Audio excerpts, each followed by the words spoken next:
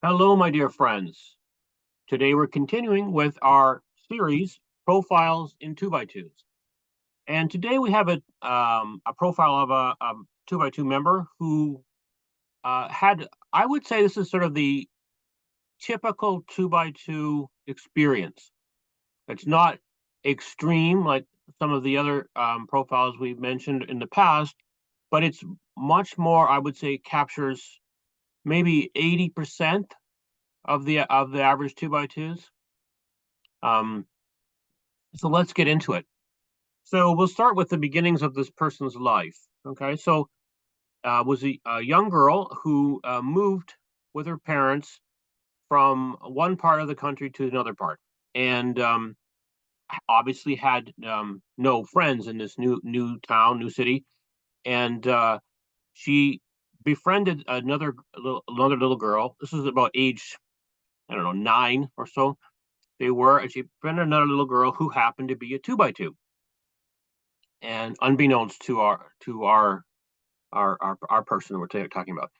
And through this friendship, her mom became friendships with the 2 by 2 girl's mom, and they got invited to 2 by 2 gospel meetings. Now remember, this not only is the little girl looking for friends, but also her parents are looking for friends. They're in a new place, and it also happened to be the case that the parents were looking for a church. Okay, so they were kind of church shopping, I guess you could say, at this part of their life. And they had tried quite a few churches, and so this one kind of popped on the radar by happenstance. So these are what I'm trying to get out is these people, this little girl and her parents were not 2 by 2s, but this is how they were introduced to it through this um, just coincidental situation. Now, the parents or the mother in particular of the little girl was very taken by the 2 by 2s because she went to a gospel meeting, and immediately what happens is the love bombing, right? So many other 2 by 2 families there were love bombing them, inviting them over, all this social interaction, and so forth. And so when the time came for the 2 by 2 ministers to test the meeting to see if anyone was going to join, this mother grabbed her little girl, who was 9 years old, and jumped to their feet. Okay, the little girl was resistive, but the mother was insisting this was going to how it happened. And as they're standing to their feet, there's all these people around there, 2 by 2s, who are crying with happiness that they've got these new joiners. Okay, and this is like I mentioned in one of our prior videos about what happens to converts, and I talked about love bombing and the social stuff, and this is exactly what happened to this family. So they were her father, though, didn't really buy into the thing, but he didn't profess or join with the mother and the daughter, but immediately, but he did join later. Okay. Now, this little girl at 9, she's expected to, give her testimonies, right? And of course, she goes for the first Sunday and does her little testimony. And of course, it's an awful experience. It's so difficult. So she refuses to do it thereafter. Now, this obviously sets into a conflict with the 2 by 2 ministers who are, this is not acceptable, right? And so there was all these comments made that this little girl had something wrong with her, that she needed to be sorted out, right? There's something wrong with her. Now, she did finally start speaking again in the meetings, but not for another 3 years.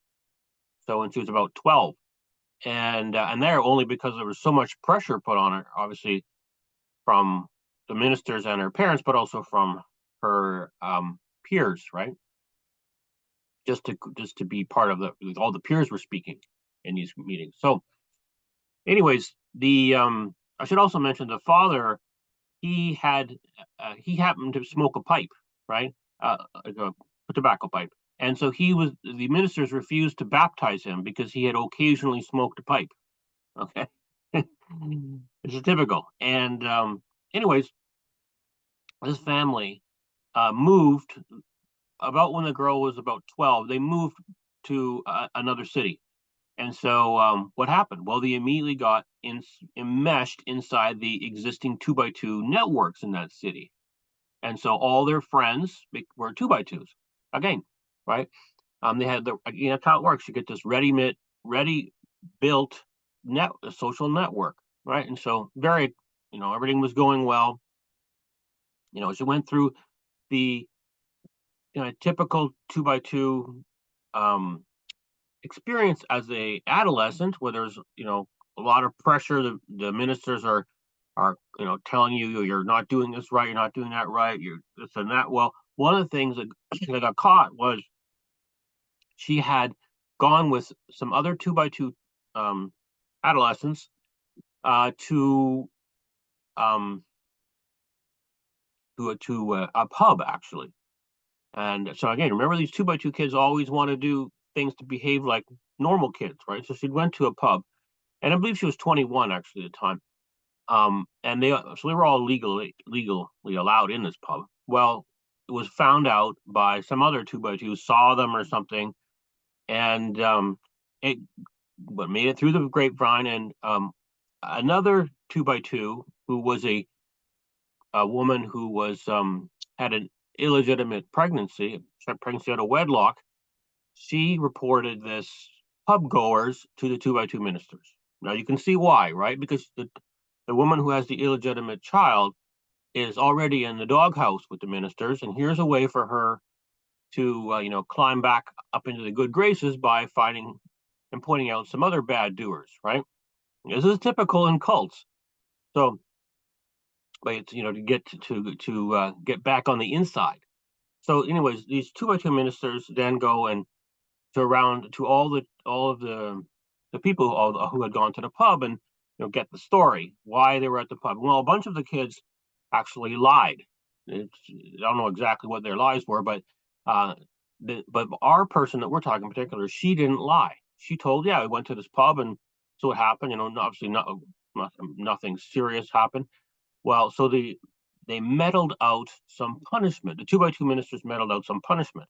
Now, I should point out the way they met with these kids was on one-on-one. So they'd have 7 ministers, 8 ministers, and one of this adolescents, and they'd have them like cornered. Like in this girl's particular case, she was cornered inside a van. They had her in a van, grilling her. And in another girl's case, they had her sitting in a circle, like she was at the center of a circle, surrounded by 2x2 ministers in the basement of someone's home. Right, so it's like some kind of prison grilling torture method or something, an interrogation method. It's really bizarre, like total psychological terrorism. Because they went to a pub. Oh my goodness, right? Can't be seen in a pub. So, anyways, she was pretty distraught of this, and the punishment that was meted out was that this particular girl, she was not allowed to speak in the 2x2 meetings for 1 year, okay, because she had gone to a pub. The other children, or who had gone to the pub but had lied about being at the pub, they were not allowed to even attend the 2x2 meetings for 2 years. I mean, this is the kinds of extreme punishments that these 2x2 ministers melt out. Like you'd think it'd be a case of like confession and reconciliation, and it's like showing why you do this, and maybe there's another way to direct your energies or whatever, but something like that. No, it's all the punishment. Anyways, this girl had actually also experienced some sexual abuse. Now, it's very minor comparative to other things we've discussed and so forth. It was a case of, again, where she was being dealt with by some of these ministers, and a particular male minister was saying he needed to come help sort her out because there's always something wrong with her, and he needed, wrong meaning like in their head, that she needed to be, put back on the straight and narrow because maybe she'd been wearing lipstick or something. And he took her out to a restaurant, and then in his process of interrogation, he asked her some questions about sodomy, and then put his hand on her private area. Right. Of course, she pushed this away, and he took off and so on. But that is pretty standard. To be honest, that is a standard situation.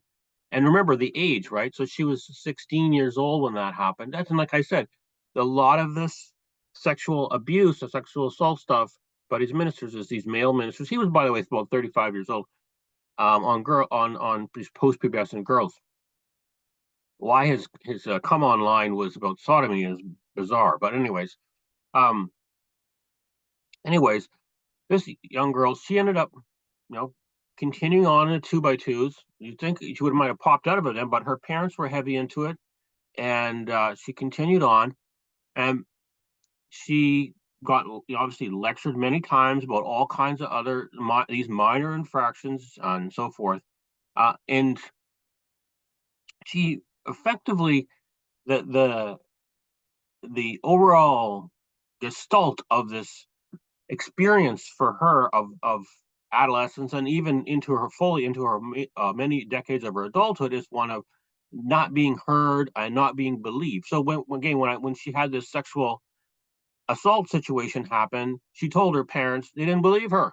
She told other people they didn't believe her, right? Of course, because how could these ministers who are near angels ever have done something like that, right? No, so she's never been believed, and she's never been heard, right? Because it's always a case of she's got something wrong with her, and we need to dish out punishment. We need to control her and so forth. I mean, what did she have wrong with her? She did normal things that normal people do, right? She wore lipstick, yeah. Oh, she went to the cinema. Oh, she went to a pub once. What did she do at the pub? She go off her rocker and she was drunk 25 drinks? No, she probably had one drink, if at all, right? Just standing there. This was a very well behaved young woman, and even in adulthood, but constantly, being told that she's doing things wrong. Not, and of course, when she tries to tell her side of things, she's never believed. Right? She's always told to just get in line, okay? Either in a aggressive way or in a much more calm manner. But it's always the same case. She's in the wrong, including, by the way, she got married to a 2x2 man. They had some children, and as she was progressing through her life, she's starting to research more and more about the 2x2s because more information came out, and she started to realize that there are some issues with 2x2s. There's some theological issues, there's some structural issues, there's some all kinds of corruption issues, and at one point in her life, she ended up her and her husband had marital issues and they ended up separating. And of course, the 2x2 ministers immediately came over to her home, uninvited, of course, to basically get her back in line, to tell her, you and your husband have to get back together because the meetings, this doesn't look good, blah blah blah blah. And she told the ministers to pound sand and to leave her home. That was the first time she ever stood up to these people. And I'll tell you, at that, that was in her mid 40s. Okay, finally in her mid 40s. So she had a full 2x2 experience because she started at age 9, but her parents weren't, they weren't in 2x2s, until they're into their mid adulthood. So uh, you can say she was born and raised. I think that's a fair statement, but it's not the born and raised when we talk about the second and third and fourth generation types, right? So she had. Well, I'm saying this. She had memories pre 8 and 9 years old of non 2x2 life. Like, so when she was obviously pre 9 years old, she had a television, right? And she watched cartoons. In fact, she even remembers at age 9 when they joined the 2x2s, people coming in the house and removing the TV. Right? People came in the house and moved the TV because the TV had to go, obviously, right? But she did have some other things, like the father smoked a pipe once in a while. So, and they had a radio, right? So these were she went to the cinema clandestinely, but frequently. These were, so she wasn't.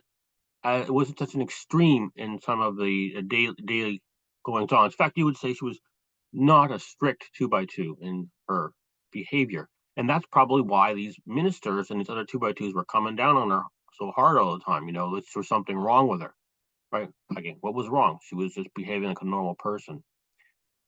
But all of this coming down on her and telling her something wrong with her and not being believed gave her obviously some kinds of mental issues, such as anxiety and panic attacks and things like that, right?